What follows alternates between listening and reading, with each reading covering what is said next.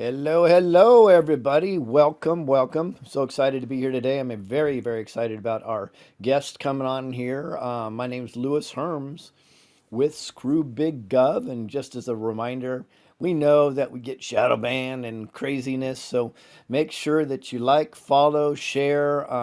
We just got confirmation from Rumble actually yesterday that yes, they are aware that our subscribers are being deleted from our accounts.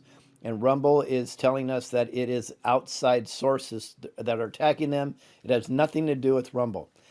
I don't know. Here's why I don't know about that because Rumble is on NASDAQ. Need I say more? All right. So, by the way, if you want to try to find us, I would recommend that you go to screwbiggov.com because it seems like we are shadow banned on virtually every platform, which, yay for us, we're over the target. Yay again. You can hear the excitement in my voice. I just love being shadow banned. But guess what? Whatever they do, they delete us. You can go right to screwbiggov.com and you will see the links right there of all the social media. So even if we get deleted, which we often do, we just put another one up. We're back on, and you can find the 20 some films I've done, and of course the documentary Cages and what's coming up, and yada, yada, yada. All right. So let me introduce our guest. Our guest is the lovely, I call her the election detective. Oh, Dun, dun, okay. dun. Michele Swinick. How are you doing, Michelle? Oh, I'm amazing. I live in the land of the demons where they dwell in the desert, Mayor Corruption County, Anarchy, Arizona. It's never a dull moment here, Yes. 24/7. But you're still crushing it, and we appreciate it because uh, you may get traction with the public, but you're not getting traction, of course, with the demons themselves. But Yeah. you keep moving forward, and Yeah. that warrior mentality is, I think, what everybody needs to look up to. Well, at this point, what choice do I have? Right. Right. So I feel that this is what I didn't sign up for this. Right. And this is what we talked about last time on the show. I was an election judge. I explained that story, right? I got yelled at, almost thrown out, threatened to be terminated. They thought we were supposed to be running election here, guys. Don't worry. You're scouring my social media and then wondering if I'm going on shows to report your chaotic system. And then I came home and I haven't stopped yet. At 9 o'clock at night, I went on two shows. So when I realized nobody else was doing what needed to get done, I just kept going. I kept going. I kept going. Dragged in Leo D'Onofrio, who's in New Jersey doing the investigation with me. This is still ongoing because there's only two of us. We don't have teams. We don't Right. have, I don't have millions of dollars of donations to the magical plan. And I don't have a big platform on social media or even on my TV show and on the Rumble on Brighty on TV. So I don't have, hundreds of thousands of followers. So it's a matter of we're just doing as much as we can as we go along because this is what Mhm. God said, and she'll do this. So So anyone can do this. This is what it's saying is the anyone people have more can, power. but you would agree that the apathy in the United States is through the roof. So Ugh, not everybody does. not Um, even the ones that got paid to do it did it. yeah, exactly, exactly. Mhm. And or maybe they get paid more not to do it, but that's a whole Yeah. Go down that road, everybody. Go with that yeah, yeah. mentality. Got paid to not do what was To supposed to be done. And ex I'm going back to 2020. I have a little slide for you guys. I'm not sure if we showed that one before. We're going to show that at the end. So I want to end the discussion about 2020 and what happened here in Arizona Cool. and Okay, then so overall. let's go back in time a little bit. After you went through as a judge, and then you really became, I consider you an activist in regards Yeah. to And then, I went down to MTech, which is the tabulation center here in Maricopa County. And I say Maricopa just for that sentence. Otherwise, it's Maricopa Corruption County. And that's when I went down after submitting a public records request for the precinct ballot reports, which is the audit forms that we do at the end of the night. Your state might have a different name, but you have to have something like this because otherwise, how are you gathering the information to bring it back to HQ, Mhm. right? Which is the county, which is the tabulation center, MECTEC. And then I wanted to see the tally receipts, which are the receipts that come out, the tapes that come out of the tabulators throughout at the end of the day. In the beginning of the morning, the morning when you turn them on, and the end of the day, and it has the actual tabulation for the votes, has the protective counters, has the serial numbers, has the signatures, which I found out during my inspector training, most recently that I, as the judge, and both judges and the inspector were supposed to sign those. I did not sign those. I was not instructed. That's not part of our training. So that's something that was another law-breaking action, right? So it took 7 months to go down there because I was only allowed to bring one other person, which I had to beg to bring another person. And I had to be careful on who I brought because they had to keep their mouths shut. And they also had to be somebody that I trusted that could go along with me and do this, meaning take the pictures of the tapes. So that was 7 months because they only let us come down once a month for 4 hours at a time. So, because some people are like, Michelle, well, why didn't you release this earlier? I couldn't because I didn't even have all of that finished. That was 7 months. So I went down every single month. And with that being said, then it just kind of evolved from there. But we've been exposing for 103 days what exactly happened during the election that has never been exposed before. Okay, and some of the things happened in 2020 also, and you'll see that. But the fact that you had all these trials, all these candidates, in all these court cases, none of this has ever been brought into the court. None of this has ever even been brought out publicly and exposed to the people, which makes you just go, what, why? And all of it is so basic. But we've proven that there's elections that happen in multiple centers on Monday through Wednesday, on Wednesdays. And this is what I want people to understand. All of the information that we've gathered are Maricopa County's own official election records, official election returns, their own county documents. This is the EPM, Elections Procedures Manual, statutes, which is the law in Arizona, the county manuals, the Maricopa County Manual, training manual, which we use in order to be trained to be election poll workers. This is testimonials from Carrie Lake's case. This is Goldenrod reports, which that's a fabulous episode. You guys are going to love that. That's episode 270 we did in March. And the Dominion manual, right? So, and documentation from the county's websites. So this is not an opinion, anything that we've created. It's not a spreadsheet that we just put together like you've seen. This is not some video footage of something that never really was what they portrayed it to happen. This is all official records and returns. All of it was public documentation. And there was only 2 record requests. Well, there's a couple of records requests that I had done that resulted in, the audit files, right? The slog files, the infamous slog files. So there's been a couple public records requests that I have done, that I've requested starting back in last April. So a year ago, which started all this, that anybody in the country could have gotten. It takes 30 seconds to fill out a public records request.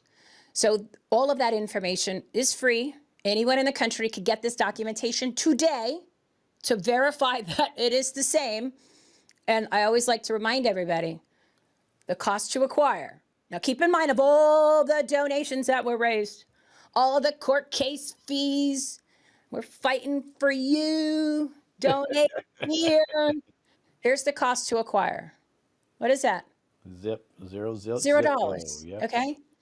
So yes, times the time and sweat and tears and blood that Leo and I put into this for those 17 months. I'll never recoup that. But there was no cost to acquire these documents. And many of the candidates had these documents in November and December of 2023 or 2022, prior to the trials that started.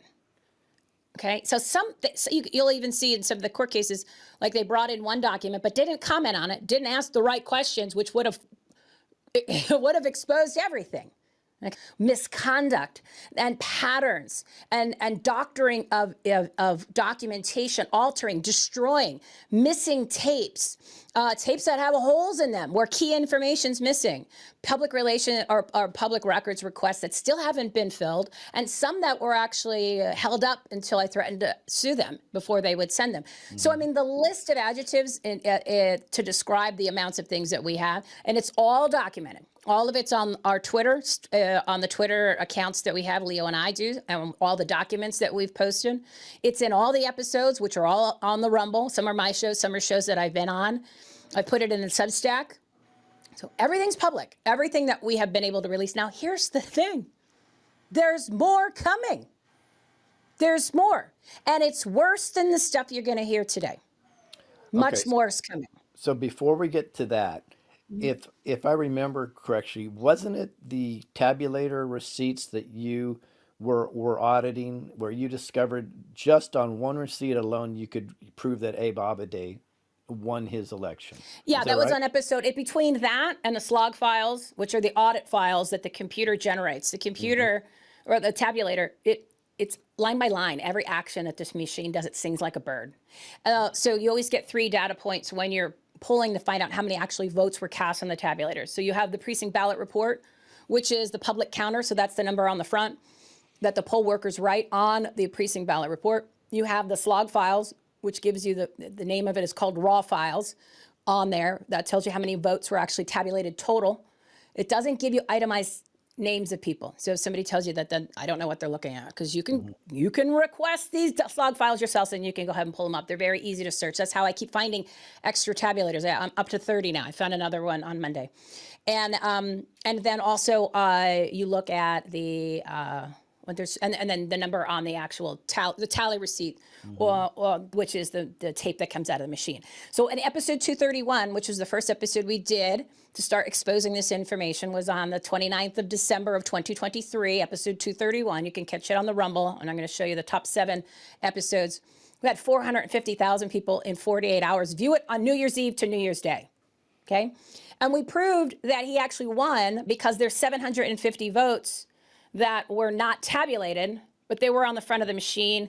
It goes back to the Williamson County anomaly that happened in Tennessee that was very well documented by the Pro V&V, the ES and I can't think of it, ES&S or ES and whatever that official abbreviation of the, one of the government entities that monitors and takes care and secures your elections, and Dominion, even Dominion. So yeah, you could prove just, and that's just one. Okay, but it's gotten so much worse since then, because not only can we prove that he won based on that, because it was a 75-25 center, right? So Hmm. 75 of that 751 votes would have went to him. He was only down 280, flips it over. That's only one. That's not the only tabulator and vote center that had more votes on the front than Right. what was on the tape. There's And more of this, those. and Okay, this there's is a many more of perspective. those. This is a perspective I want to put it in for people. So that's one tabulator. How many tabulators approximately would there be in the state of Arizona? I only deal with Mayor Corruption County, so I don't know about the state, And you because there found are 30. You found 30 so far. no, 30 ones that no one's ever mentioned and talked Right. about. So how many Addition, total? so there's 223 vote centers. Each have 2, and there was one vote center, Cava, that had 1. So the county, Kerry Lake's team, and everybody else keeps saying 446 tabulators, 446 tabulators. I found an additional 30, Right. and I haven't finished going through them all. No one's ever mentioned these additional 30. There's no sometimes you'll see a note or a documentation, but none of the official process of replacing a tabulator. So when what I want people to understand is, when a tabulator, this is the state law, okay? The state law says if a tabulator is inoperable or it's not working, it needs to be repaired or replaced immediately. There is no, let's just put it on the side, figure out. Immediately it needs to be done. Hmm. So as far as all the voting centers, I mean, define immediately. So But to yes, there's 30 that no one has ever mentioned, and it's easy to find them, because what originally got me realizing there was multiple ones is because when we're going down to the center, to MTech Center, and looking at the tapes, some of these tapes are taped together with blue tape. Okay, so you have 2 tapes. So like they have the opening, and then they had the vote, and then the closing, which would be the projective counter. And the projective counter, we don't have to go too far into it today, because I don't want to overwhelm people. I want to go something really simple and basic today. So the Supreme Court case in 1994, they set aside an election for that, and it was a smaller election, and that's just a fraction of what we have discovered that has gone. That is you could say purposely, right? Because these aren't mistakes. Okay, and you'll see the patterns.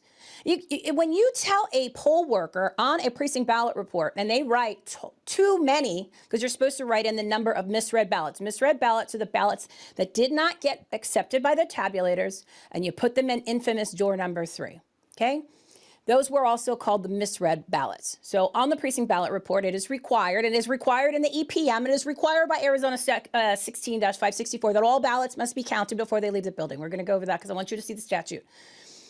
So what happened was on one, I'm just giving you one precinct ballot report. There's 223 of them. By the way, And anytime you want me to pull up something, I have it ready to go. So yeah, you so I want to get rock and roll as soon as I finish this question. If you Yep. have another one, Nope, but I you just got want to it. give an example. I want to give an example. This is not a mistake. Okay, so the poll, it says on there, number of misread ballots. What was written was too many told not to count. So somebody told the poll worker at the center, do not count those. Do not count those. Now, what's interesting is, and then that's the red bear, and I think we talked about this before. Then all of a sudden, this magical number shows up, which obviously was done afterwards at some point, because it's a different. Not only is it a different pen, poll worker says too many told not to count, and then all of a sudden a number shows up, a red number, red pen, 123, and they circle it, and it's not the only time. And then that by interfering with a poll worker in their duties is a class 5 felony. It's Arizona section. It's ARS 16-1004. You cannot interfere with the duties of a poll worker. So somebody told this poll worker, don't count these.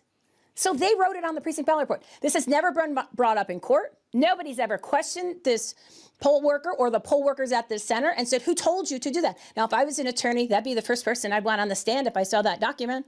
Who told you not to count? Now, and because you were saying, well, how many, just the tabulators.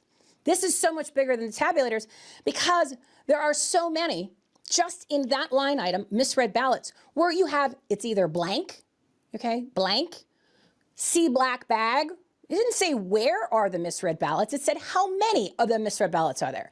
And then there's other ones where it says like too many. Oops, we missed this. Okay, and this is on, and I forgot the number off the top of my head. Let's just say it's like 10 to 15 ballots where that's missing. So you have no chain of custody for how many ballots in that category left the building. Okay? That's just that item, and we knew this a long time ago because I got these precinct ballot reports in April. So we're going, how could these be blank? They're supposed to be 16,000, I believe, 472 or 742 misread ballots that they tell you were tabulated at MTech. If you don't know how many ballots are at the center that are leaving, there's no chain of custody to trust the number that the county tells you, and you're going to see that. The county declares the number, and therefore it is, and so it shall be. Do not ask any questions. Wow. And nobody did. Nobody has. And you're going to see today how much worse it gets. Again, this is outside of tabulators. This is not some magical satellite where the Chinese or the Serbians came in, hacked it, flipped the boats, did a little dance, all that. None of that's not what we're talking about. We're talking about things that actually happened that you can see that not only violated the law, but you can see it in all the documents. Again, if you want to call it maladministration, you can. It's bigger than that.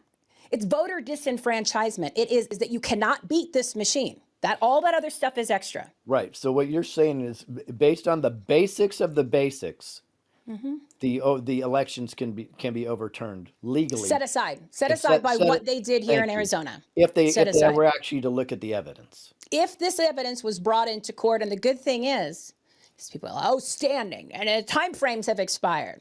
Not when there's new information.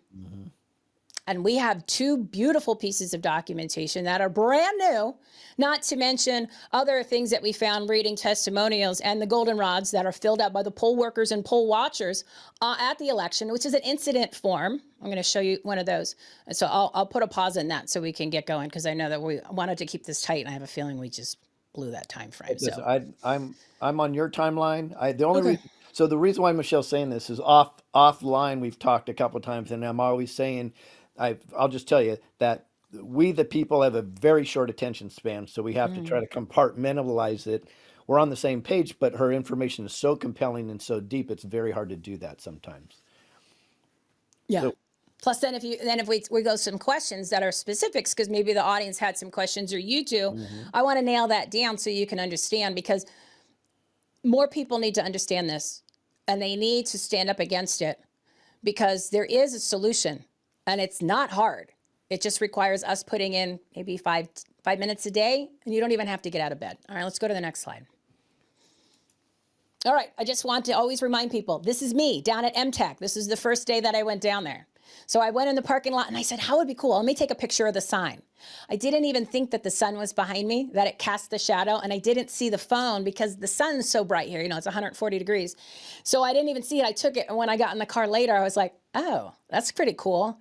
Yeah. That's like the shadow. Like, I'm coming for you guys. And I had no idea what I was getting myself into. Well, I had no idea this was going to turn out to what we have uncovered and exposed and explained. So I just think this is a cool picture. So I just want everybody to just keep that in the back of your mind. When you're like having fun and you're going out to dinner and like exercising, which I haven't done, I don't know how long. Yeah.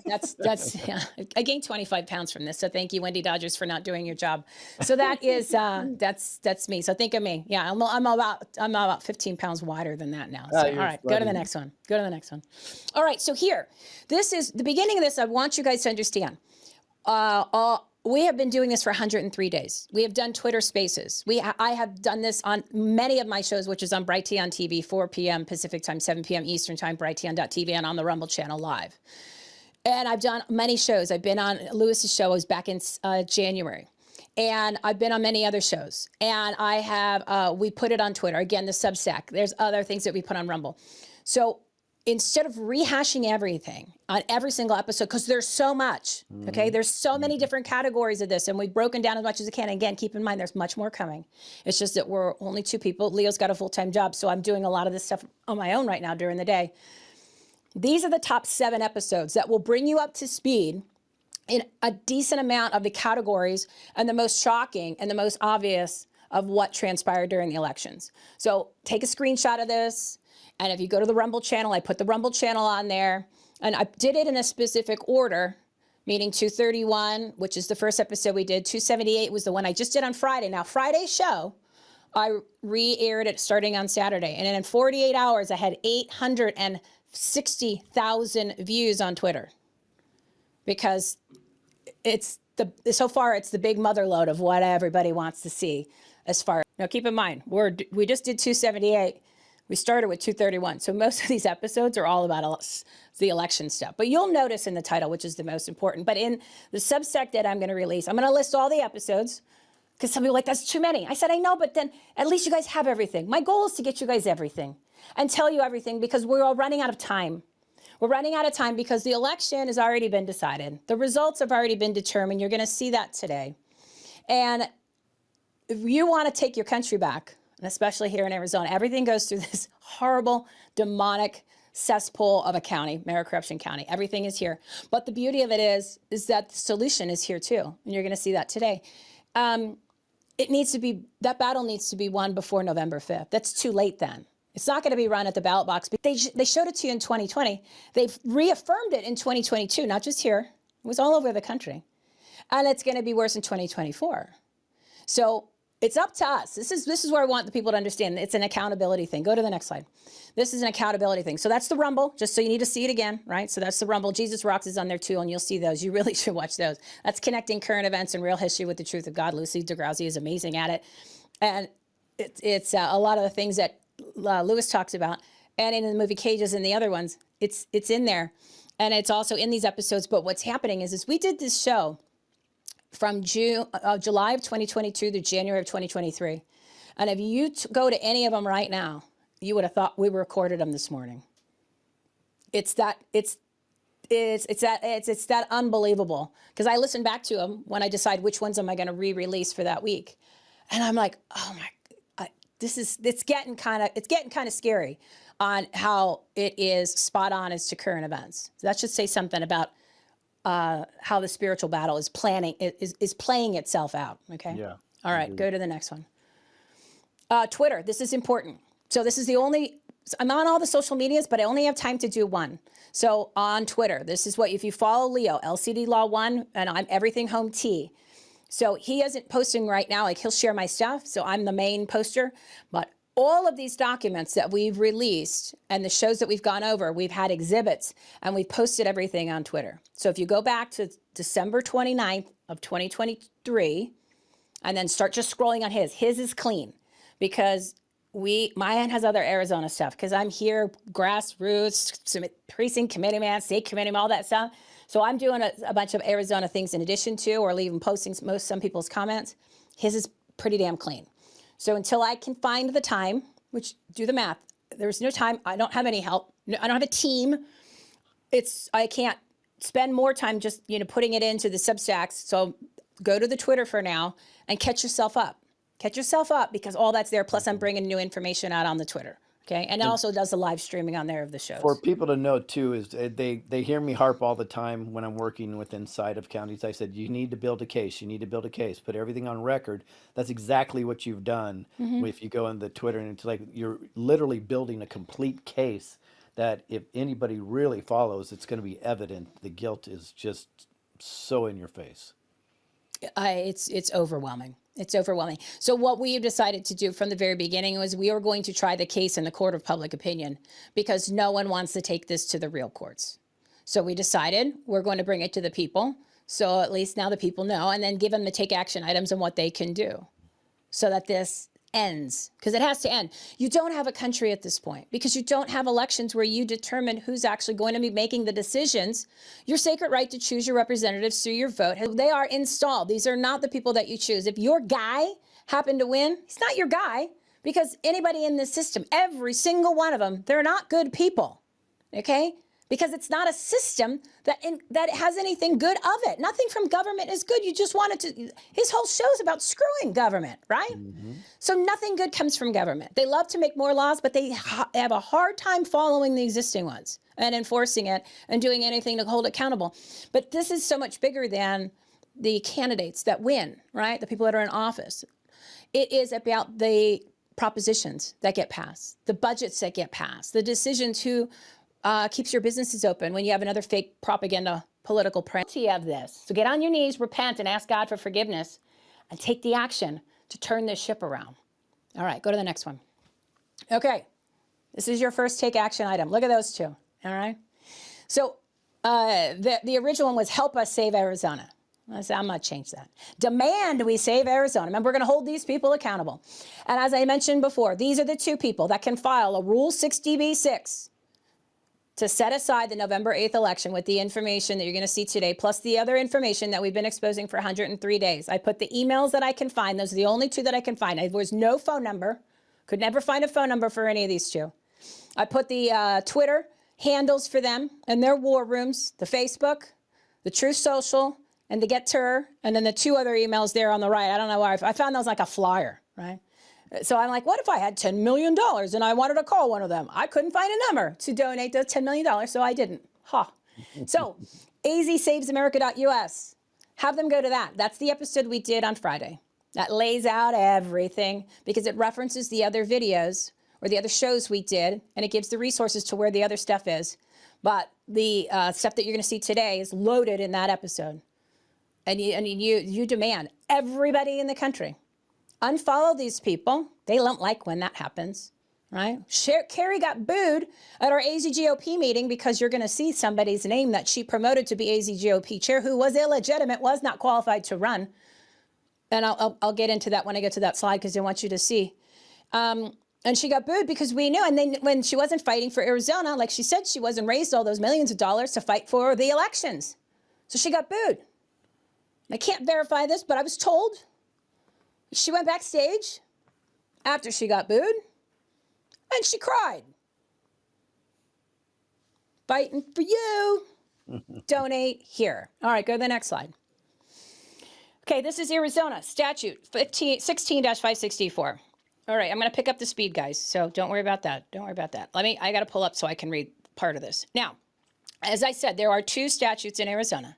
The two most important statutes in the state of Arizona when it comes to elections. An election 564, and I leave it up there. You guys can read it for yourselves. You take your screenshot. You can look it up yourself. You can Google ARS 16-564. What this says is that all ballots must be counted before they leave the building on election night by the election board. The election board is the people who are the poll workers. I'm on the election board. You have an inspector who runs it. You have two judges. You have a marshal and a number of clerks. It says that you need to count all of the ballots before they leave the building. And why is this so important? Because if you don't know how many ballots are leaving the building, you don't know how many ballots are arriving at the next location, and you can't cross-reference it with the amount of people that came in to vote. You can't have an election because you don't have any numbers to compare the information to. Okay? This did not happen at 223 vote centers in the state of Arizona because some of the information that's on here that's required isn't even on the forms that we fill out at night. Okay? Because you have your early drop-offs, which are the people that got mail-ins that drop them off the day on. You have your provisional ballots, the ones that there's an issue with the voter's registration, so it doesn't go through the tabulator, it goes into an envelope. You have those infamous door number 3s, which are your misread ballots, and those went into door number 3, which we don't have a count of those for many of the centers, and that's on the forms that we filled out at night. One of them was told not to count by somebody. Interfering with a poll worker's duties is a Class 5 felony, ARS 16-1004. And the amount of ballots that got tabulated through the tabulator that are sitting in the bin. Because if there is an issue, like we saw in Abe Hamadeh's race in episode 231, where the public counter had 1802 votes, the tape that I have the photos of said 1051. There's a discrepancy of 751 votes. A smart poll worker, and I believe we showed this on the show last time, wrote on the precinct ballot report, and you'll see where, I don't have it in this one because I didn't want to focus on that, but I'll show you where he wrote it, 751, which caught our attention. And I said, oh, I can't wait to look and see what the tape says on this one. Because there is a known anomaly, it's called the Williamson County anomaly, that when you go ahead and put a provisional ballot through the tabulator, it triggers something that's an anomaly in the system that they don't know why it happens. They don't know how to change it. That the ballot goes through, the number on the counter goes up, you hear the ding, you think it was tabulated, it drops down into the box, but it doesn't tabulate on the memory card, which is what's on those tabulator sheets. So that's why we had a discrepancy of 1802 on the front and 1051 on the actual tape. So using that theory and the document that came from the investigation that Dominion did, and I showed this on the show, 251, the paperwork from Dominion, who makes the machines, who did the investigation, said in all circumstances, the number that is correct is the number that's on the front. So I'm going to take their word for it that we should use the number that's on the front. Okay? Go to the next slide. This is 16-602. This is the fun one for this show. 16-602, this is something I take personally because this is something that I was supposed to do as a judge that I had no idea was my duty. I did not learn this in training. It is not in the training manual. It is required by the statute and is required by the EPM, which is the Elections Procedures Manual. And this says, and I'll just kind of summarize it, for any election that was cast on an electronic voting machine or tabulator, the election judge shall compare the number of votes cast as indicated on the machine or tabulator with the number of votes cast as indicated on the poll list. Now the poll list is generated from these eSite poll books where you go to check in, which is the number of check-in, which is the number of voters that logged in to vote, okay? So the poll list and the number of provisional ballots, which is the other one that I mentioned, that was not on that precinct ballot report. That's very critical. And the number of information shall be noted in a written report prepared and submitted to the officer in charge of elections along with the other tally reports. So I was supposed to do this. I was supposed to get the number of votes that were cast of all those different categories. There's 4. Spoiled ballots is a number that's on a line item already, and that's just so you can keep track of the paper because those are canceled out. So I was supposed to take and then compare that to the number indicated on the poll list, which is the number of people that checked in to vote, and prepare a separate written report. I didn't do that because I didn't even know it was something that I needed to do. It's not in the training, okay? So with that being said, we never documented how many people checked in to vote. It's not on the form. The precinct ballot report, it's not on the form. So now you have no idea how many ballots are leaving, all of the ballots that are leaving the building. And there was 541,000 or 571,000 that were a total of 223 vote centers that were cast on election day. And that's the county's own numbers. Again, I don't make these up. These are all county documents. You can cross-reference everything, and we provided all that documentation. And that number was, that actual number was never generated from the sites, the 223 vote centers. And the number of voters that checked in was never recorded from the actual voting centers. And I never prepared this form. And this form, again, it's not anywhere that we knew we had to do it. All right, go to the next slide. Now, this is the election procedures manual. This is the 2019 elections procedures manual that was used for 2020. See where you can kind of go with that one, all right? Yep. And for 2022. The election procedures manual is created by the Secretary of State. Now, it says in here, if you look, there is a mention of 16602, because you need to use those procedures, right? You need to conduct an audit to ensure that the number of voters who signed in on the signature roster or e-site poll books, which is those tablets that everybody signed in with their finger to check in to vote, to generate their ballot, you need to ensure the number of that matches the number of ballots cast, including regular and provisional ballots. So the election procedures manual tells you need to compare those two. So the statute says you need to compare that to.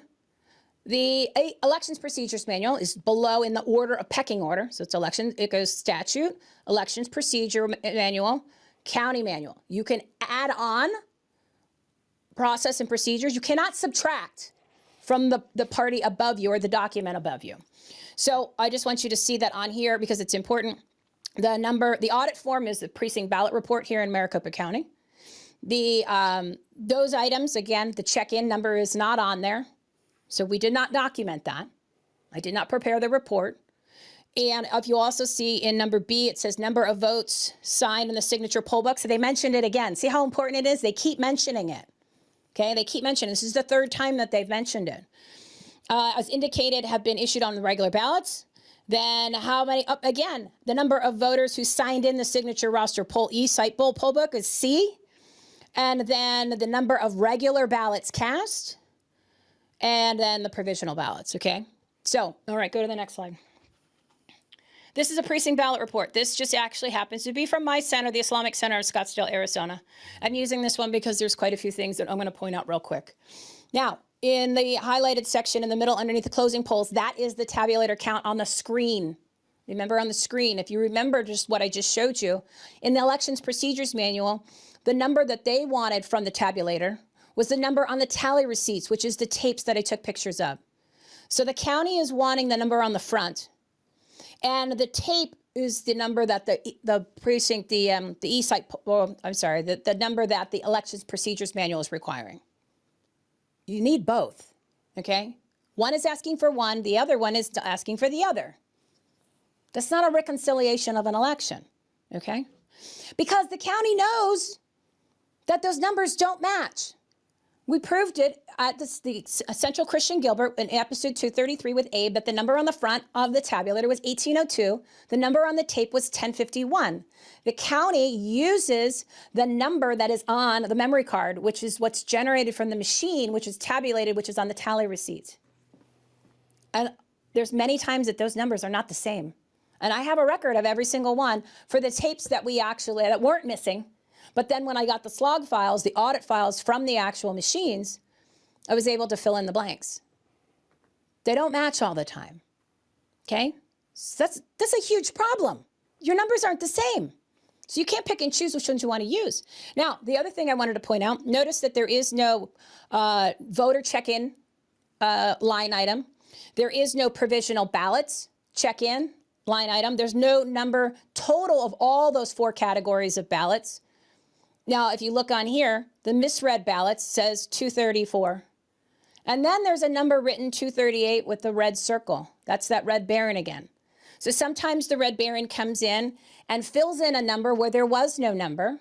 Again, one of the precinct ballot reports said too many told not to count, and the red baron comes and writes 123 with a circle. We don't know when that number was added.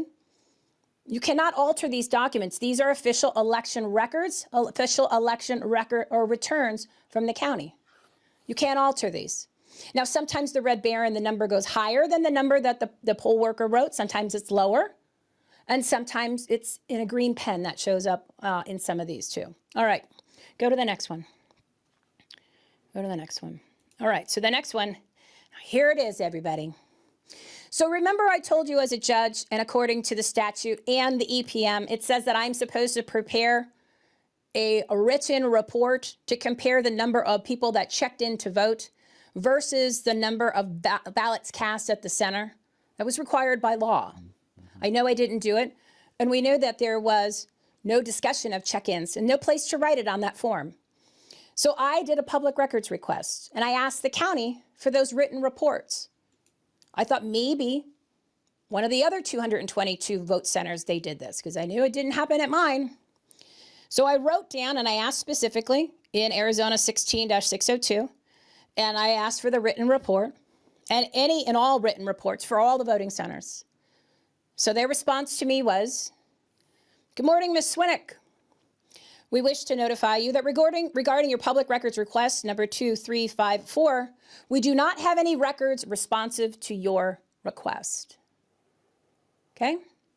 So that means that the county has no chain of custody of any of the amount of people that checked in to vote from what the numbers were reported at the poll centers that night, comparing it to their version of how many voters checked in to vote.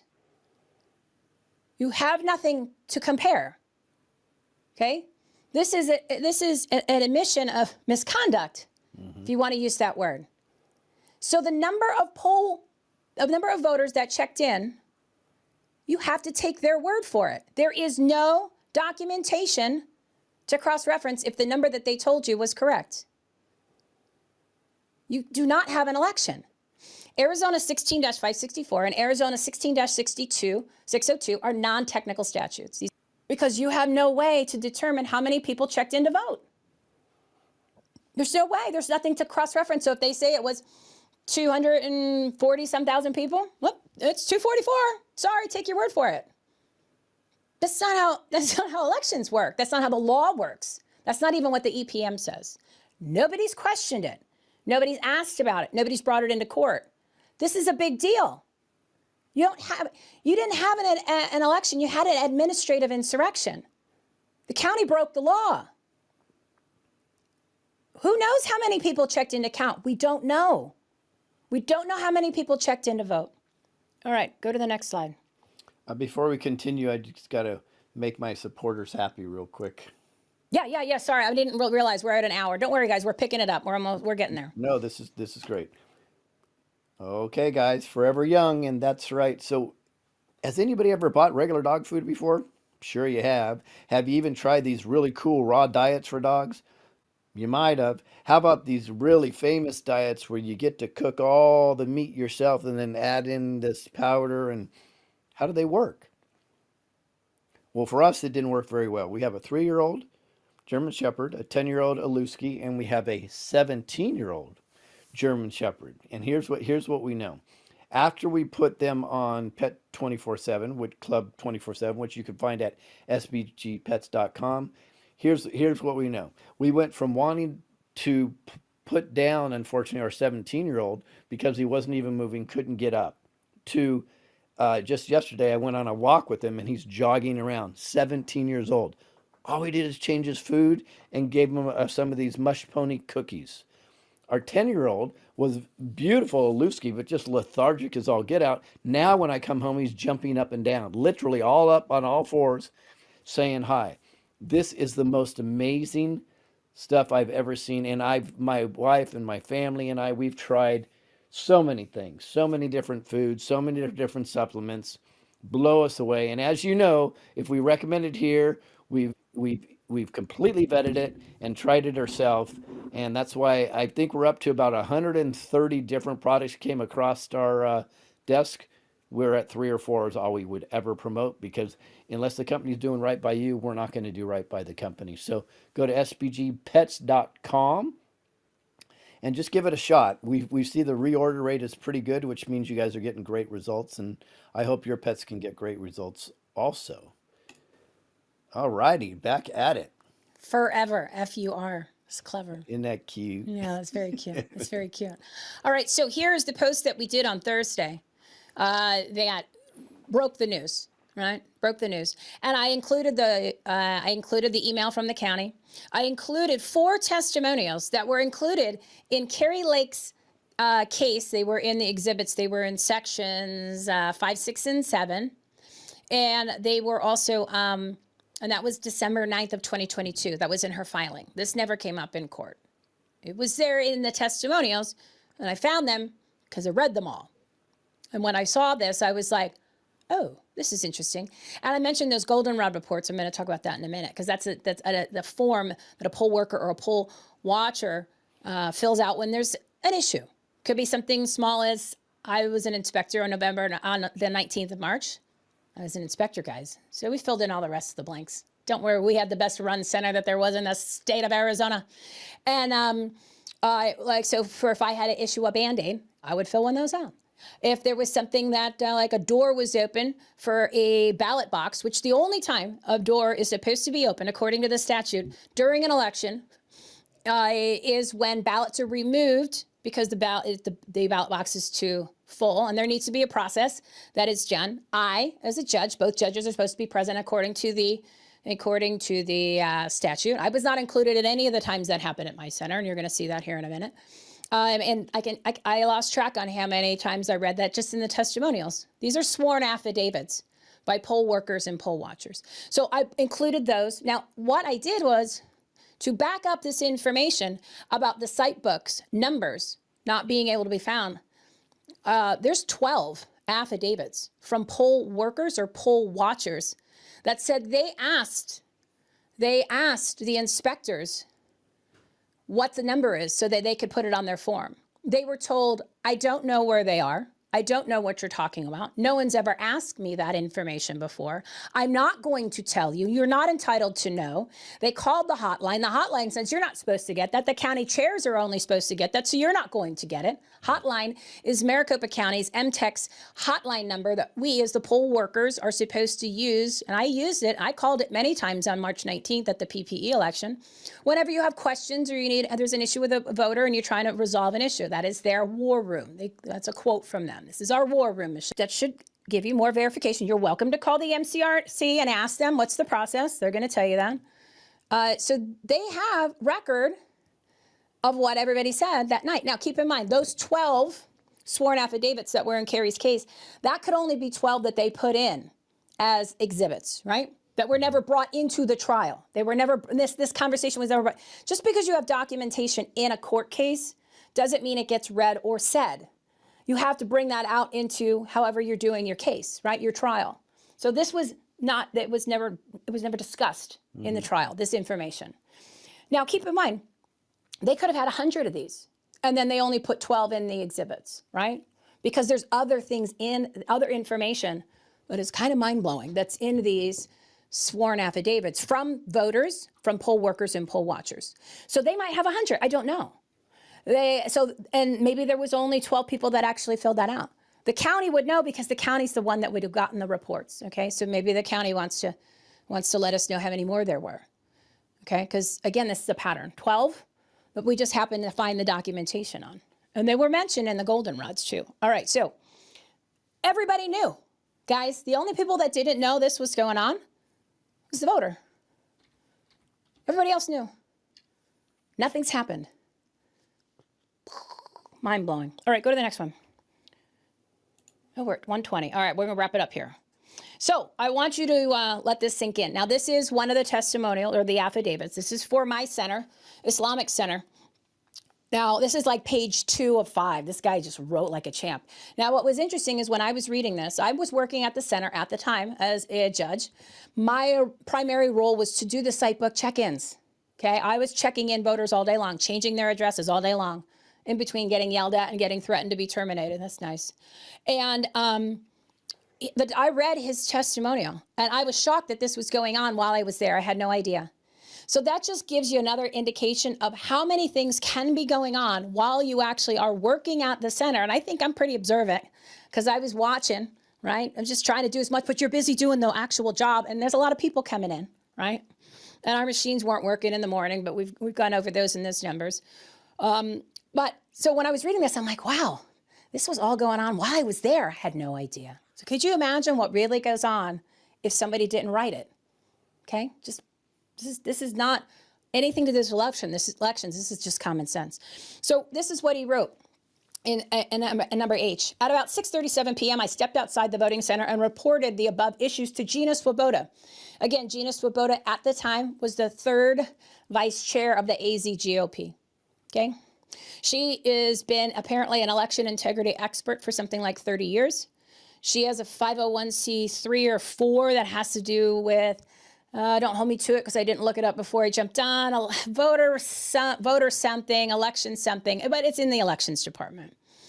Okay, so she also is currently, well, let me read this, then I'll tell you what she currently does.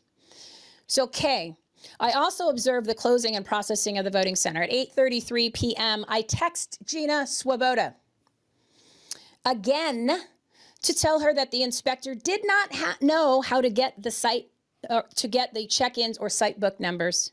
The inspector told me she did not know where to find that number. And at around the same time, I noted that the total tabulator count showed 1,228, and were processed with 234 misreads. Let me go at the shortest one first. 234, remember the precinct ballot report I showed you? It had 234, and the Red Baron came in and changed it to 238. One more back. One more, sorry. 238. Oh, back. Yeah, go. Yeah, past the that shot. Like done. Yeah. One more. Yeah, look at that. Right. 234. Poll worker. This is the poll observer said 234. Poll worker writes 234. Red Baron. We don't know who Red Baron is. Okay, there's no red pens in the supply bag because I, as the inspector, got the supply bag, got the supply boxes. There's no red pens. I don't know. I'm winking where that came from. Okay? So I'm just saying that was altered. I'm going to go with poll worker and poll watcher on the number. I'm not going with the Red Baron. Okay? So go back to the affidavit. Back to the affidavit. There we go. So Gina Swoboda, again, third vice chair AZP, GOP, been branded as an election integrity expert. She's currently the AZ GOP chair. Okay. In the election that we had on the 27th of January, it was a poop show. Okay. So not only the whole meeting was done as an administrative insurrection in its own, she was illegitimate to run as a chair because she wasn't in the right legislative district in the precinct. She lived in LD8. She moved to LD4. She became a precinct committeeman in LD4. She was credentialed to be in LD8 at the meeting. She was not a precinct committeeman in 8, but they credentialed her in 8. In order to be eligible to run for a state committeeman position, and I'm not speaking verbatim with the bylaws, so just bear with me.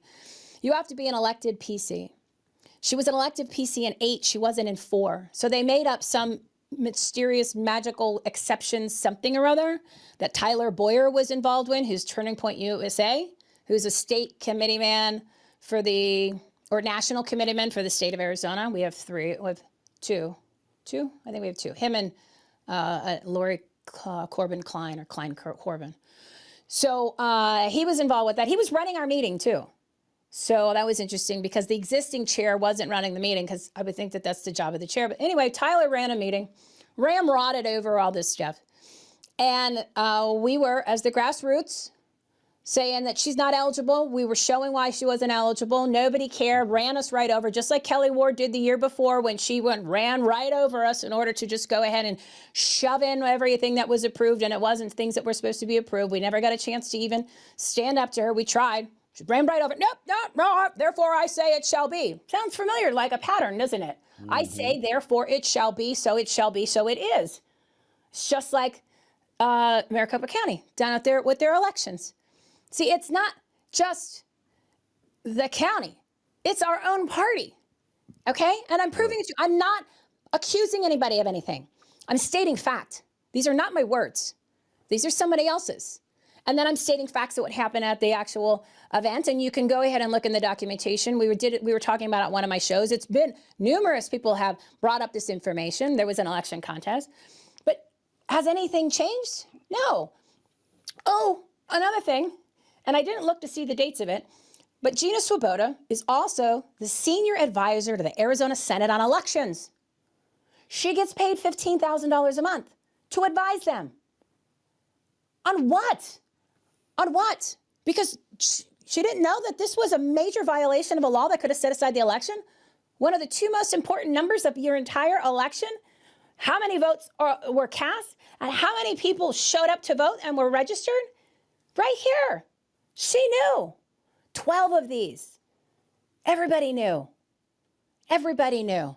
Nobody did anything about this. And Gina's still chair. And everybody goes on like it's no big deal. Like there's dead bodies on the ground. That is our grassroots. Where is the people? They're so eager to knock on doors for the candidates, to register the voters, to harvest those ballots, to hashtag vote harder 2024, to clean those voter rolls. Clean the voter rolls all you want. I just showed you the county makes up the number of how many people checked in to vote. That's right. And I just showed you what they do to the precinct ballot reports, not to mention all of the other stuff that we showed you. You can't beat this. You can't beat it because none of the numbers can be verified. So all of this hard work that people are doing. And again, I did the same things up until I started doing this investigation. And then I said, I can't do that because this is insane. Why would I go ahead and spend all that time when here is the problem right in front of us, all right? So yeah, look at the people, the names. The names are important because they run everything. You wonder why nothing changes. 3.5 years of this. Nothing has changed. It's only gotten better or gotten worse. And it's the same people. The common denominator are the people in the election into these positions of leadership with the quotes. It's the same people. A lot of money made. 15 grand a month for this? Who's paying that 15 grand a month? The taxpayer. The taxpayer's paying for these elections. So we're paying to get screwed. Yep. We're paying for it. And nobody does anything. But everybody promises to fix it. Everybody wants to go, I'm all fight for you. And you give them money. And here's your shit show. This is just one thing. I mean, I lumped in a couple, 103 days of exposing. And there's so much more. All right, so let me show you this real quick about another name. And this is my center, okay? So when I was at my center, I heard from one of the two poll workers. They said to me, you know, we emptied our ballot box 3 times. Meanwhile, I didn't know the law because we never learned it, that you couldn't open up a ballot box anytime other than opening the ballot box for taking out the ballots. Now, there was other times that it was open, but I can't verify that. But she said, we opened it 3 times to take ballots out, which you can do that. There's just a very strict process that needs to be done so you could secure the ballots afterwards. Both judges need to be present. I wasn't present for any of the 3 times. But I couldn't talk about it because I didn't have proof. Well, we started going through the Goldenrod report because the Goldenrod reports were received after I did a public records request. Again, these are the forms. These are incident forms where the poll watchers and poll workers fill them out that night when there's an issue. Doesn't matter what it is. When I was an inspector, I filled out 9 of these. Okay? I only had 206 people come to vote. And I filled out 9. And I could have filled out more, but it was the same incident. So I said, no, I'm getting the point across. I'm documenting it. It's enough, right? It's a lot. Okay? That's a lot. So in this Goldenrod report, I'm reading it and I went, oh, this is unbelievable. It's like Christmas. It's at my center and it's talking about taking the ballots out of the ballot box. And now I know the law. I said, God is great. Isn't God great? Isn't it amazing how sometimes this comes around? Of all centers, to have a goldenrod and a sworn affidavit, the very center that I worked, in the very 2 processes that I was supposed to be involved in. Wow. Huh? God is great. All right, so now if you notice, this is the Goldenrod official report, okay? And that's the front and the back. This is filled out by my inspector, Penny. Now, Penny, if you remember in the affidavit, she said she doesn't know where to get this number. Penny has worked at this center, the Islamic Center in Scottsdale, as an inspector for years. She told me that. Okay, this is not her first election. She worked the primary in 2022, which this was required for the primary. See, it didn't. None of this happened in the primary. Again, the elections procedures manual and that precinct ballot report was used 2022, 2020. Okay. Ugh, right? So, all right, we're moving it up forward. We got an hour and a half. I want to speed it up here. But this is important. Now, Penny, again, she's worked the center for years as an inspector. She has no idea where to find this number of the amount of voters that are checked in, the number 2 most important number that is in your elections. She has no idea. It's in there. Okay? Now, here, this one's fun. Scott Jarrett. It's written in her handwriting on this incident form. Scott Jarrett is the elections director for election day for the county. Okay? This is his big day. He's the head honcho. Scott Jarrett approved, and I'm paraphrasing, this is what we wrote in the tweet, but you can read the goldenrod yourself. Scott Jarrett approved 79 misreads, that's the door number 3, being removed from door number 3 at 8:30 in the morning. Okay? I was there. I saw what happened. My roommate put his ballot in 15 times and it didn't go, and he put it in door number 3. Counted them, and then illegally commingled into door number 1 with tabulator ballots. Okay? She was told to do this by the head of the elections department. He said, take the ballots out of door number 3, count them, not tabulate them, because that's not our job there. Count how many there were, and place them into the portion of the ballot box that has all the tabulated ballots. There was 79 of them. Doesn't sound like a lot, but what if it was yours? Because that ballot was not counted, meaning tabulated. Those votes that were cast by those 79, this is just one incident. We don't know how many times it happened throughout the day. This is just because one of the goldenrods was filled out. Those 79 voters were disenfranchised because their votes were not tabulated. And how do we know this? Not only did he say put it in the bin, because we know that the ballots are not counted, physically counted in that ballot box, even though it's required by the statute, because it's not in our instructions and it's not on the form. This was a memory card site. Now, if you look on the document to the right, that's called Exhibit 11. Exhibit 11 is the county's own document as part of the exhibits in their 9-page response to Jennifer Wright, who at the time was the Assistant Attorney General. She goes by the election integrity centers. Starts to add up. Okay? Some of these propositions, some of these ballot measures, some of these races, they were kind of close. Were they? How much closer were they? How much closer were they not? This is just one document, one center. All right, let's go because I know everybody's ready to go. Precinct ballot report. Now, I've got to share a victory story. Okay? This is the new precinct ballot report that the county has issued, and they updated it, and it was used in the PPE election on March 19th. Now, in the section that I put with a little asterisk, I did my best with my little cursor, right, when you make the little marks. Do you notice there's a whole nother section added? And if you can see that, Lewis, you'll notice that it says reporting totals. They added tabulator A total.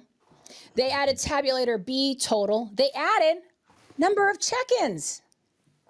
Look at that. Nice. They also added number of provisional ballots. I didn't highlight that because I'm not that excited about that, but at least it's there. Because that was required by law. You read that today.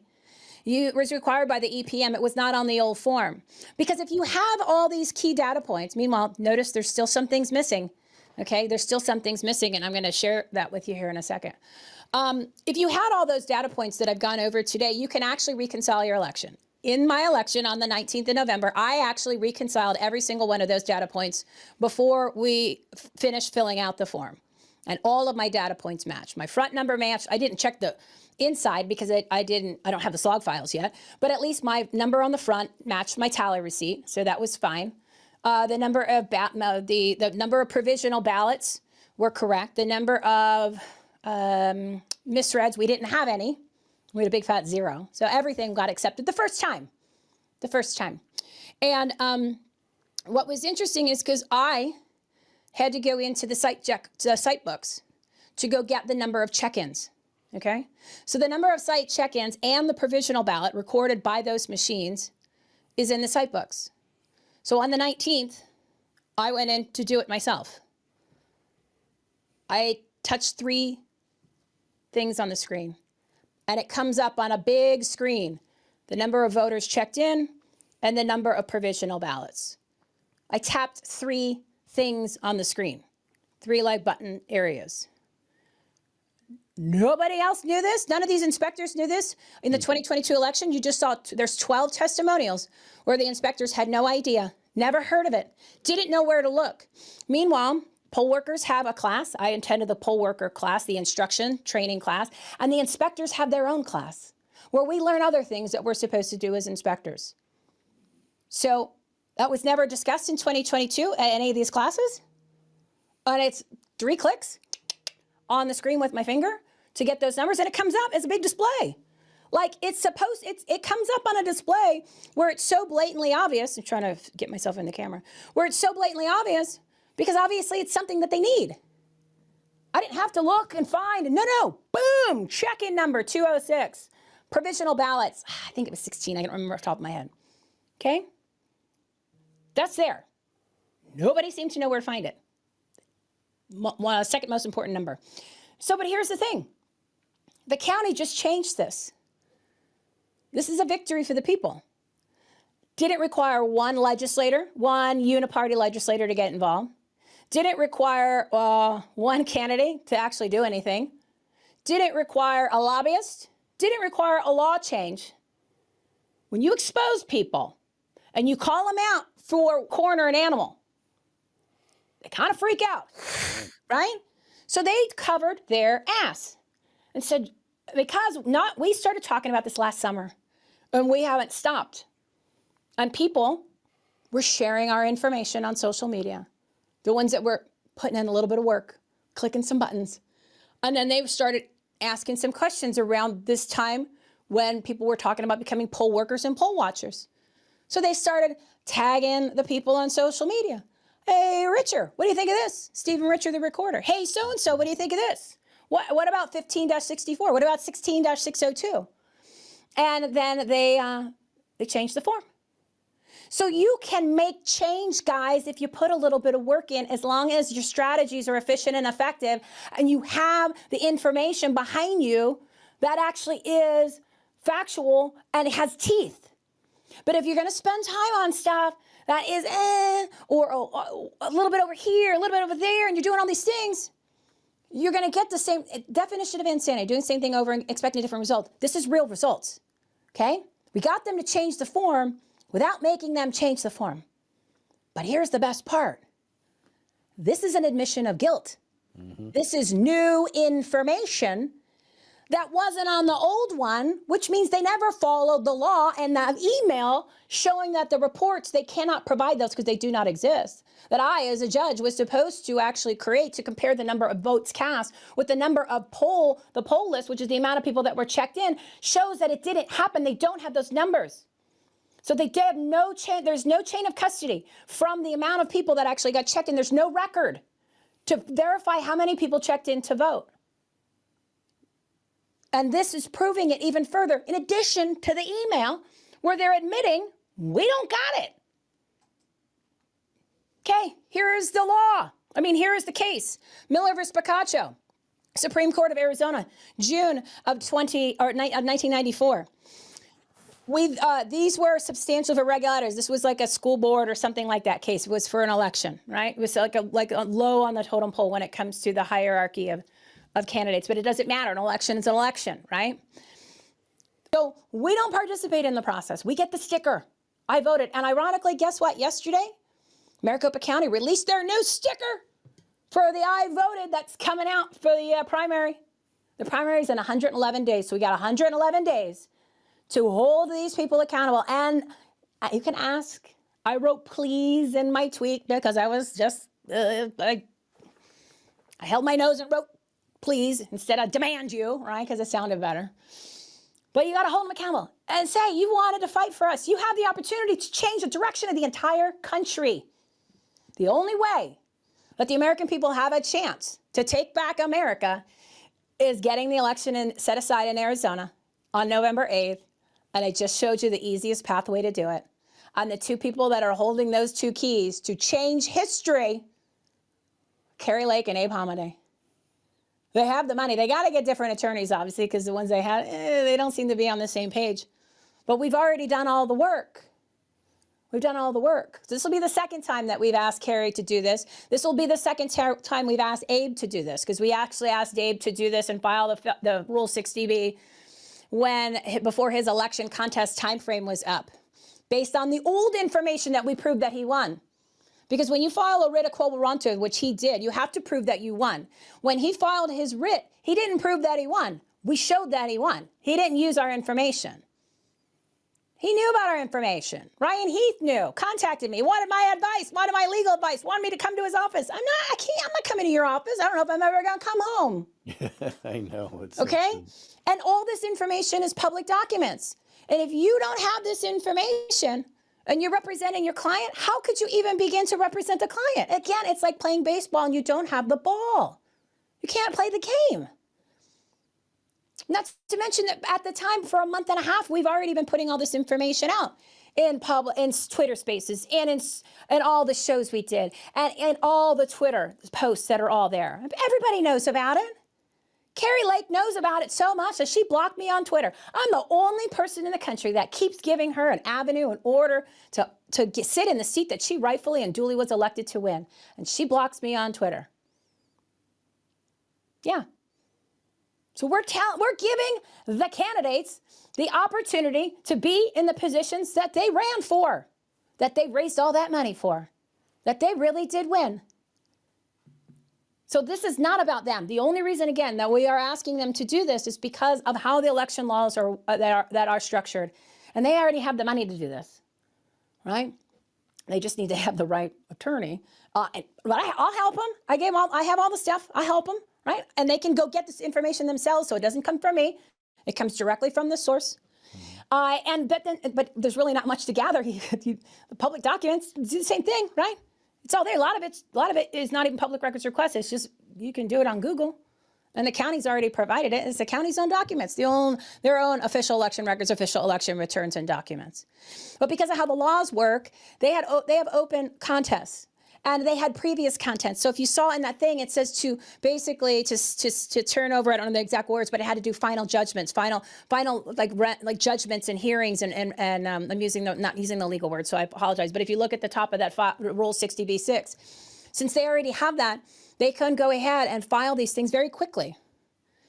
And you want to talk about when Jesus came in and he turned over those tables? That's what's going to happen in the whole country. Because now more people are going to realize how the entire election system operation works. And it exposes it all. And that's what needs to happen. Because it doesn't matter what county you're in or what state. They use these tactics. You just don't know how much they use. Because we told everyone was worried about ranked choice voting. Ranked choice voting is active in the machines, and it's active in the election in 2022. We proved it in one of the shows because we can see it in the slog files. We don't know how it's reacting to the tabulation, but why is it active? It's a feature you have to turn on. It's a feature you have to add to the software. We don't know. There's a lot of we don't knows here, but there's enough that we do know, and we do have proven, and we are still proving to get this damn thing set aside and to expose how the entire election system operation works.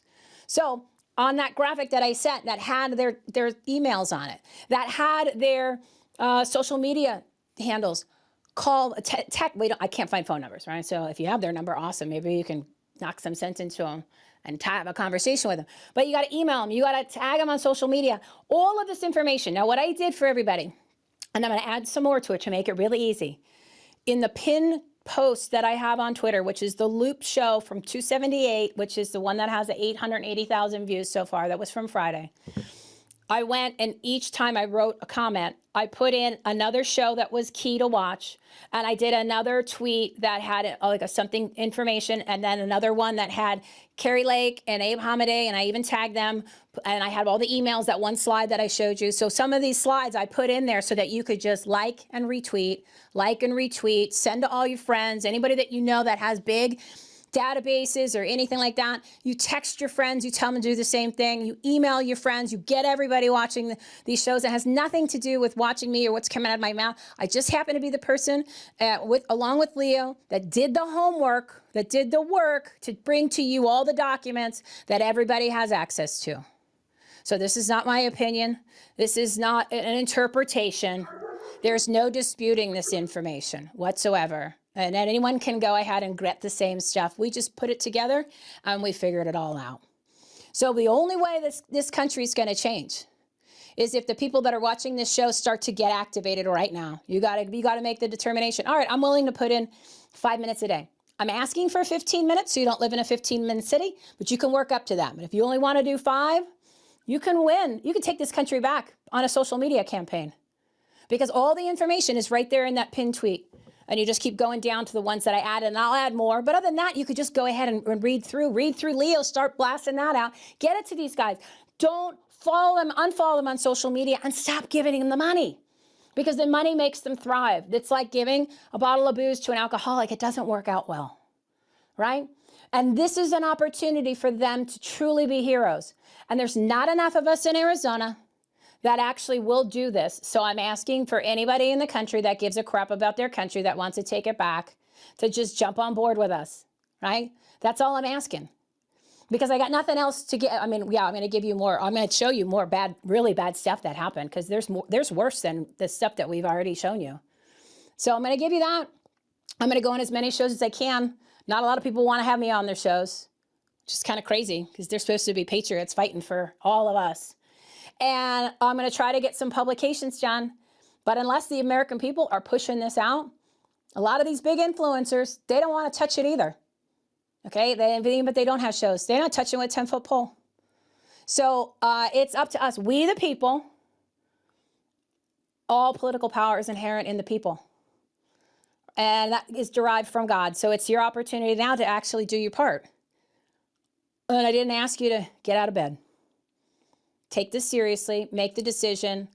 This is a spiritual battle again. Not only were we asking you to do a little bit of the groundwork meaning digital. If you're here in Arizona, that's awesome. Like if you're here in Arizona and they are going to speak at an event, maybe you should work on getting that canceled. That says a lot. We don't want you coming here unless you do this. These people, keep in mind, the political people, the politicians, the candidates, they're working for you. You're giving them the money, which is crazy to me that people donate to candidates anyway. Uniparty guys, the ones that are actually candidates, talk like you and me, that actually sincerely mean it, they don't have a chance to win because they're not included in the club. And if you are running, you get spoken to if you are actually the chosen one. And if you're not spoken to, and not like a little guy, you know you're not going to win. And there's a lot of money and microphone in running. And we've already talked about that.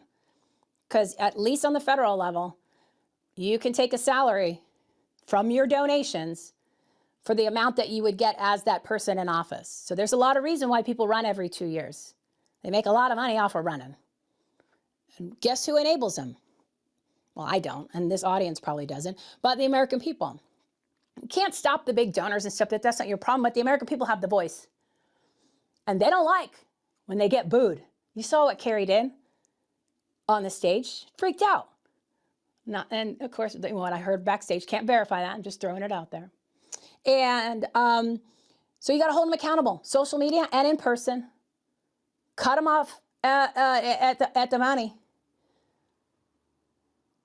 Them doing this, again, it's not about them. It's about your sacred right to choose your representatives through your vote and everything else that goes along with it. The propositions, the bills, that's property taxes, the decisions on whose business is shut, who actually can get scooped up if they decide to have another political propaganda pandemic because the law already existed. They can pick you up anytime they want, especially here in Arizona. They can come to your door right now if there was a state emergency and take whatever they wanted and jab it right in your arm. That's already in the statutes. Why didn't that get removed? That was in since 2020 when you had the Republicans in a majority in the state and the House and the treasurer and the governor and the attorney general. It's all Republicans here. Republicans are because Stephen Richer is a registered Republican. 4 out of the 5 Board of Supervisors registered Republicans, and everybody in office at this time with the majority, just about everybody in the executive branch is Republican. So I don't know any Democrats are really cheating when I could just see the name R all over again. If people still think there's a Republican Democratic Party, I think they really need to think twice because it's been a uniparty for probably 40 years or more. Yeah, it's a Democrat Republican Party, so they can divide you and then direct where your money goes. Okay. Yep. Because they just say, okay, well, and they want to keep us separated because they want to keep us like somebody's got to fight for us. Nobody's fighting for us. Again, the American people have the opportunity to take back their own country, and it's never going to come through a candidate. It's never going to come through a politician, and it's never going to, because all they're designed to do is either satisfy their own agendas and line their own pockets. Because I don't see anything from any of them. I'm still waiting for someone to give me an explanation why they didn't investigate 2020 and 2022. Yep. Okay. So this is Jesus Rocks. This is the reason why this show is important is because it really is.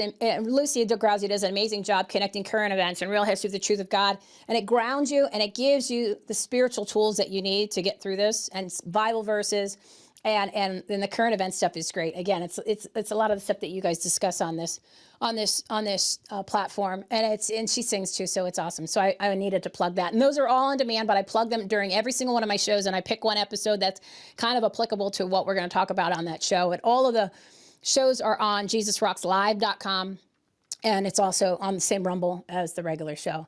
And then, hey, here's the other thing. I'm only one person. I can't do any more work that I'm doing.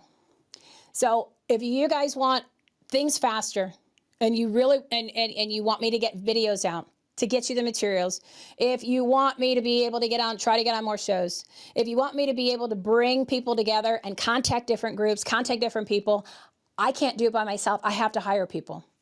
So if you want more and you want to be able to grow this with us, then if you can upgrade to the $10 a month, that's awesome, because I'm going to use it to hire other people to do the stuff that I don't have time to do. I can't do any more than I'm doing, and I'm way behind. And again, we have 111 days until the primary in Arizona.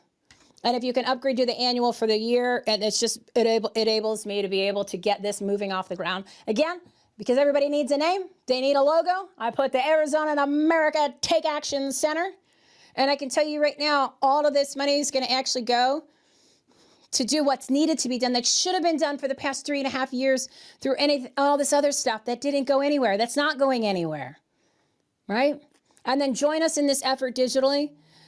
Sign up for the Substack, even if you're not able to go up in a level to actually doing the $10 a month, or the Freedom Lover, which is the $199 and the $99 just in advance for the year. Get the information out there. Talk about this to every single person. You've got all the information and all the materials. And the 5-point plan, that's on the Substack. It's all there. And I'm going to keep doing what I'm doing. I'm going to try to get on more shows. It just takes me longer. Again, we're not finished with the investigation, because if I'm doing all this other stuff and the investigation, there's only 24 hours in the day. And I'm working 12 to 14, and I'm doing 7 days a week, right? So I have to bring on other people. And you can't rely on volunteers, because that doesn't work. It's great that they help when they can, but it doesn't work like that in the real world. And again, we don't have a lot of time. So that's my only ask. Other than that, there's more coming. But right now, you hold these guys accountable, and you get this information out there. Because if this becomes the conversation of the country, the narrative of the nation, and more people are talking about it, and you see it trending, everything changes. It's like, and then I want to leave you with one thing. It's like on those cartoons where the guy has the sweater, and there's a little string, and you pull the string, and guess what happens? That sweater is gone within seconds. It unravels everything. And we've already shown it to you. It's just a matter of taking the time to watch, read, and want to take the action with us. So, as what I keep saying is, I'm rounding up the warriors and show it to you with their own documentations, rounding up the warriors and the people that want to become one, and get everybody focused on viable, efficient, and effective strategies that are going to work. Because all the rest of this stuff doesn't work, and it's not going to work, because you can't beat this system. You can't. You cannot beat it, but you can dismantle it, and you can expose it. and then it will crumble. It will crumble if we want it to crumble. So for the first time, we actually have an opportunity to take back the country. So Judges 6, 7, and 8, which is 6:12. When the angel of the Lord appeared to Gideon, he said, "The Lord is with you, mighty warrior." This is going to be some really tough, turbulent, really hard times coming up from a spiritual level. So Lucy came up with this idea. Work on memorizing Psalm 91. Because when these demons are showing up, and again, these people are demons. They're not full demons. Demons are controlling their agenda. The demons are in them controlling their opinions or their strategies or their actions. Okay, that's why you're bringing God in, because we can't beat them with all the different levels, but we have to do our job on the ground. Psalm 91. Psalm 91. I'm just going to read the first 2 verses, and then I am done. Which I have to find them first. How did I lose this? The first 2. Those who live in the shelter of the Most High will find rest in the shadow of the Almighty. This I declare about the Lord. He alone is my refuge, my place of safety. He is my God, and I trust him. So when you're encountering these demons, and this stuff's going to start getting really crazy now, because they're all, that's that animal in the corner, right? So be prepared. Put on your spiritual belt, right? Your belt of truth. Get your spiritual warrior on, and join us on the, like I say, ground game, digital game. And we can do this. We can do it. It's totally feasible, but it's volume. A lot of people, and really loud. This is the opportunity of a lifetime. Opportunity of a lifetime. You cannot dispute this information. So there you go. SaveMyFreedom.us. Start there. Thank you so much, Michelle. And folks, Sorry it was so long. no, don't be sorry. I really appreciate it. And folks, I want you to notice on your screen here now, because I put my money where my mouth is. I just donated while Michelle was talking $100. Oh, that's awesome. Thank you. And I have to update that too, but thank you. I need to do that. I challenge everybody to do the same. If you're watching this right now, if you can afford it, I don't think there's a bigger election detective warrior in the whole country than Michelle. And as I've said many, many times, where Maricopa County goes, Arizona goes. Where Arizona goes, the United States goes. Where the United States goes, the rest of the world goes. So there's a reason why there's so much focus on Maricopa County. Michelle, I really appreciate you. My listeners appreciate you. You've gotten phenomenal comments in the chat. You're going to have people reaching out to help you and support you. God bless you in everything you do. And folks, hop on board hergiftsandgo.com, save my freedom, and do what you can to help, because this is a true warrior. Why would you give it to a candidate when you give it to somebody that's going to really protect we the people? Thank you. All right, Michelle, thank you. And we're going to play my standard outro, and then we'll be good to go here. Dun, dun, dun. I just have to find it. There it is.